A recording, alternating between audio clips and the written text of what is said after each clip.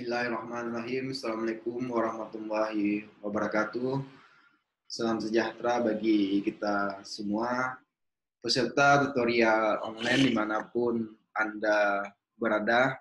Sesi kedua pada pembelajaran Bahasa Indonesia, materi yang dibahas yakni keterampilan berbahasa berupa keterampilan membaca.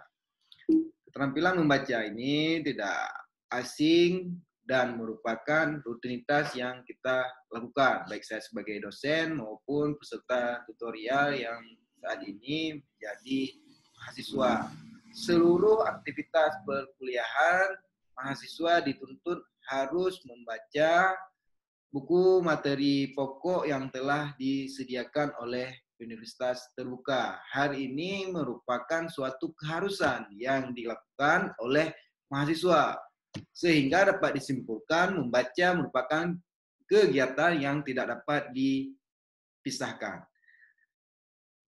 Jika dilihat dari definisi, membaca bisa saja dilakukan untuk memahami teks, menafsirkan teks, memaknai, mengambil makna, memecahkan sandi bahasa, mengungkapkan isi teks, mengungkapkan tulisan, menerjemahkan tulisan, proses melisankan bahasa tulis, menerjemahkan simbol tulis ke dalam bunyi, dan yang selanjutnya memahami kata-kata yang tertulis dan memberikan makna. Keterampilan berbahasa berupa keterampilan membaca adalah keterampilan yang sifatnya reseptif. Kenapa reseptif? Ini untuk mendukung keterampilan yang sifatnya produktif. Mungkin di awal sudah saya jelaskan apa saja yang diklasifikasikan dalam keterampilan berbahasa produktif dan reseptif. Mengapa ini keterampilan membaca dikategorikan dalam keterampilan reseptif? Dia mendukung untuk keterampilan berupa produktif. Misalnya, seseorang yang ingin menulis, dia harus membaca terlebih dahulu beberapa referensi yang mendukung. Begitu juga seorang yang hadir sebagai narasumber, pemakalah, keynote speaker, dia juga harus melakukan aktivitas membaca. Hari ini diperlukan untuk mendukung dan memperkuat apa yang nantinya dia sampaikan. Dalam membaca diklasifikasikan ada yang namanya membaca intensif dan membaca ekstensif. Jika membaca intensif, tujuannya menguasai materi secara mendalam, sedangkan yang ekstensif memperoleh pengetahuan secara umum. Selanjutnya dilakukan secara sistematis dan bertahap, sedangkan yang kegiatan membaca ekstensif ini tidak terencana. Misal di sini contohnya yang dilakukan pada kegiatan membaca intensif adalah mahasiswa menyiapkan diri untuk ujian. Sedangkan yang ekstensif kita mencari makna tertentu dalam kamus. Ditinjau berdasarkan teknik. Untuk membaca intensif, teknik yang digunakan bisa SQ3R, PQRST, atau KWLH, dan ada juga yang namanya teknik catu, berupa cari, tulis, dan uji. Baik, sedangkan yang terakhir membaca ekstensif, di sini teknik yang digunakan bisa berupa scanning dan skimming ataupun membaca buku. Misal kegiatan contoh lainnya yang kita lakukan pada saat membaca ekstensif adalah melihat papan reklame. Itu kita lakukan secara tidak terencana, tetapi berbeda dengan kita mempersiapkan diri untuk mengikuti ujian akhir semester. Ya mau tidak mau seluruh buku harus dibaca. Itu kenyataannya yang diujiankan adalah materi yang ada di dalam buku. Baik, peserta tutorial online dimanapun Anda berada, kita lihat dulu teknik membaca SQ3R. Di sini survei, question, read, reset, dan review. Kita lihat dulu tahapan pertama berupa survei. Kemajuan teknologi mungkin memudahkan kita dalam mencari buku yang ingin kita beli ataupun buku yang ingin kita baca. Tahapannya bisa saja 3. Kita membaca dulu berupa pengantar, isi, dan penutup. Di bagian awal, kita lihat dulu berupa identitas buku. Buku ini diterbitkan dari mana, siapa penulisnya, tahun berapa. Kemudian kita lihat dari segi isi. Yang kita lakukan adalah membaca sekilas dulu, kira-kira ini cocok nggak materi yang akan dibaca. Cocok nggak buku ini untuk kita beli. Sedangkan di bagian penutup, ataupun bagian terakhir pada saat kita melakukan kegiatan survei, ataupun menjajaki, ini adalah melihat bagian belakang dari buku tersebut. Misalnya dari daftar pustaka, indeks, bisa juga berupa biografi penulis. Mungkin peserta tutorial akan membeli buku bahasa Indonesia jika seseorang yang menulisnya merupakan latar belakang pendidikan bahasa Indonesia. Tapi jika seorang yang latar pendidikannya non bahasa Indonesia mungkin tidak akan tertarik untuk membaca buku tersebut. Kemudian pada tahapan selanjutnya adalah question ataupun bertanya. Di sini bisa kita ajukan pertanyaan berupa apa yang seharusnya terdapat di dalam buku ataupun apa yang Anda ragukan terkait yang ada di dalam buku.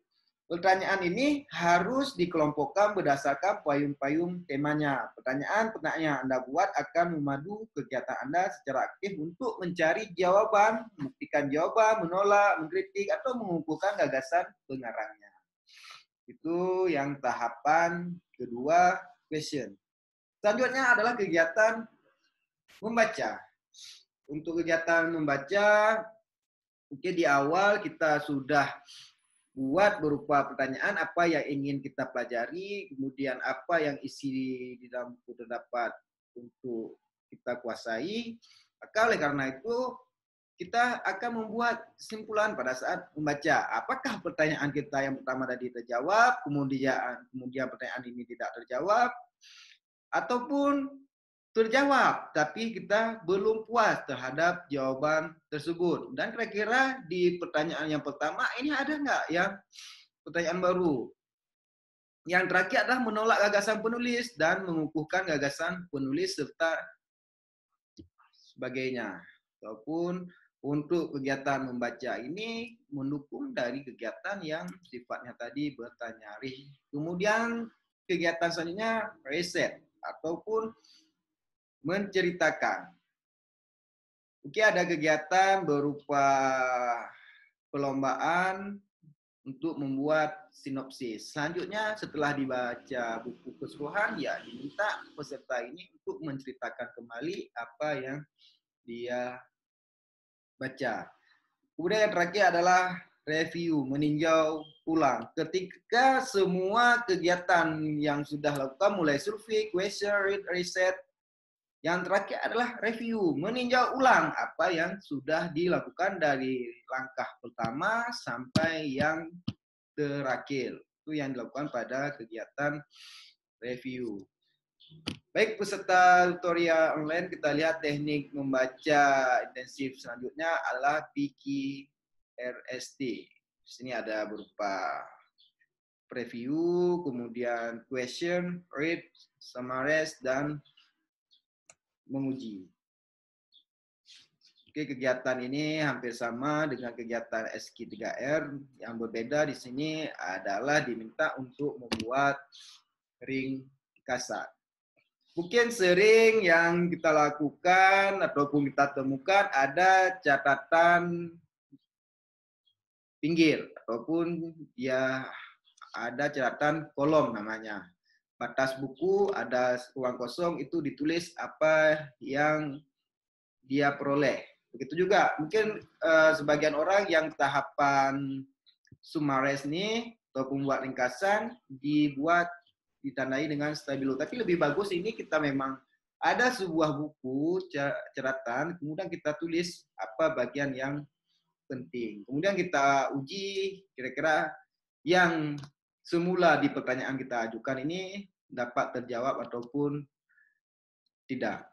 Kemudian di tahapan teknik membaca intensif ada KWLH, KNAW, QUAN, LEARNED, dan HOW. Ini yang KNAW, pengetahuan yang kamu ketahui. Ketika kita membaca buku bahasa Indonesia, mungkin kita memiliki skemata terkait isi buku yang ingin kita baca. Kemudian, apa yang ingin kita pelajari? Makanya sebelum kita membaca buku di teknik SQ3R, kita melakukan yang namanya survei tadi. Kita lihat berupa di bagian pengantarnya, ini kira-kira menjawab nggak? Ataupun ini yang ingin saya baca. Kemudian learning, pengetahuan yang dipelajari tentunya setelah kita membaca buku, ada sebuah ilmu baru yang diperoleh. Dan yang terakhir, how, bagaimana mengetahui hasil yang telah kita baca buku yang kita inginkan sebelumnya. Teknik SQ3R, PKRST, dan KWLH semuanya termasuk dalam kegiatan membaca intensif. Makanya satu lagi ada yang namanya kegiatan berupa teknik ataupun turunan dari KWLH adalah catut, cari, tulis, dan uji. Baik, di kegiatan membaca berupa intensif, berupa membaca sekilas, ini ada teknik scanning. Scanning atau memindai merupakan suatu teknik membaca cepat untuk menemukan informasi yang kita inginkan. Contoh, melihat nomor telepon di buku telepon, mencari kata di kamus, membaca pengumuman, membaca indeks buku, membaca daftar isi, dan melihat jadwal televisi.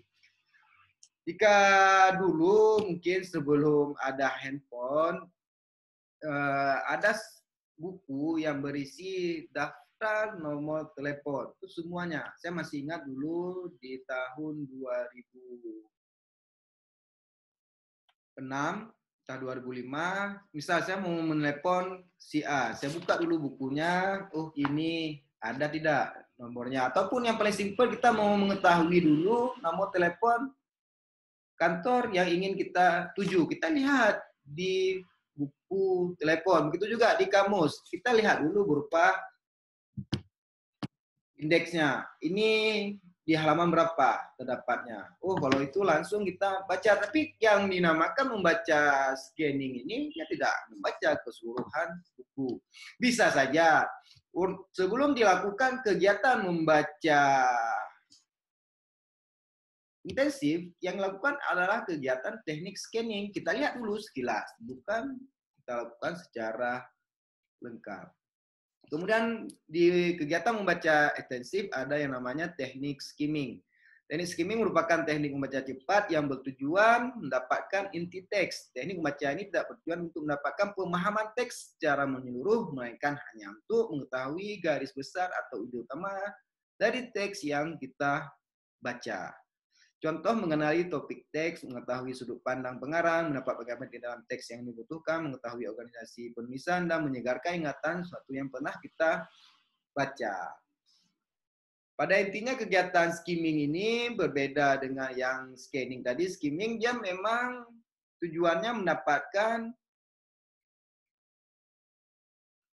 inti teks, tetapi tidak tujuan mengetahui secara keseluruhan. Karena kegiatan skimming ini dilakukan dengan tahapan yang sangat cepat. Hal ini bisa kita lakukan ataupun kita lihat contoh yang skimming pada saat ujian penerimaan pegawai negeri sipil. Itu soalnya agak lumayan panjang. Misal ditanya apa tema dari tulisan tersebut. Apakah kita baca full? Enggak, kita berusaha secepat mungkin yang kita lakukan lalu menemukan ide yang ataupun pertanyaan yang ditujukan. Oleh karena itu ini diklasifikasikan dalam kegiatan membaca skimming. Baik peserta tutorial online, pada sesi kedua ini kita ada tugas berupa di forum diskusi, diharapkan untuk memberikan jawaban yang didukung dengan sumber referensi. Sumber referensi yang harus dibaca oleh seluruh peserta tutorial adalah BMP, buku materi pokok perkuliahan bahasa Indonesia yang telah disediakan oleh Universitas Terbuka.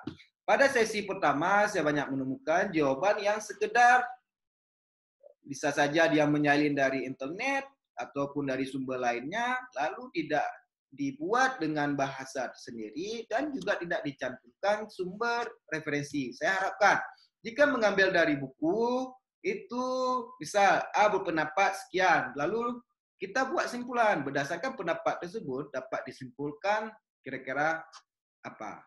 Lalu di bagian terakhir dibuat daftar pustaka. Oleh karena itu, dan ini sangat penting dilakukan karena sifatnya ilmiah. Demikian tutorial singkat saya untuk pengantar pada sesi kedua. Saya berharap kepada seluruh peserta tutorial aktif dalam forum diskusi. Jika ada pertanyaan, silakan bertanya pada menu pesan yang tersedia pada e-learning. Demikian, wassalamualaikum warahmatullahi wabarakatuh.